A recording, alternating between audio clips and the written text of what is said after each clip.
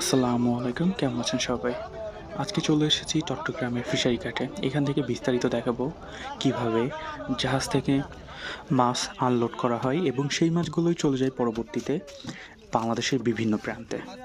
আর কিছু মাছ চলে যায় এখান থেকেই শুটকি পল্লীতে চট্টগ্রামের। সেখান থেকে শুটকি হয়ে আবার চলে আসে আছাদগঞ্জে।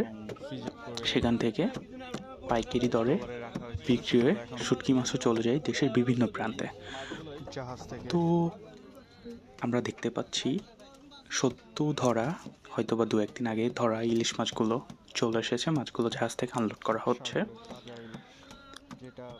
এবং এই মাছগুলো এরপর চলে যাবে চট্টগ্রামের ফিশারি ঘাটে। সেখান থেকে কিছু মাছ চলে যাবে সারা বাংলাদেশে, কিছু মাছ চলে যাবে শুটকি পল্লীতে শুটকি হওয়ার জন্য। এবং বিস্তারিত ভিডিও দেখতে আমাদের চ্যানেলের সাথে থাকবেন। ইনশাআল্লাহ ধাপে ধাপে সব ভিডিওগুলো দেখতে পাবেন।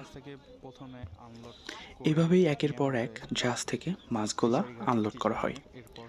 সেগুলো মাথায় নিয়ে চট্টগ্রাম ফিশারি ঘাটে একদম তরতাজা ইলিশ বলা যায়।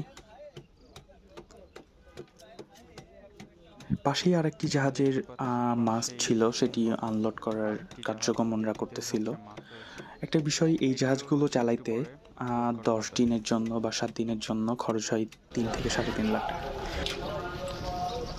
এখন দেখতে পাচ্ছি শুটকি মাছ, যেটা শুটকি হয়ে চলে আসছে এখান থেকে পাইকারি দরে খুচরা পর্যায়ে বিভিন্ন রকম যে যার চাহিদা মতো কিনে সারা বাংলাদেশে চলে যাবে। কেজি কত? যে চিংড়ি মাছগুলো দেখতে পাচ্ছি 1800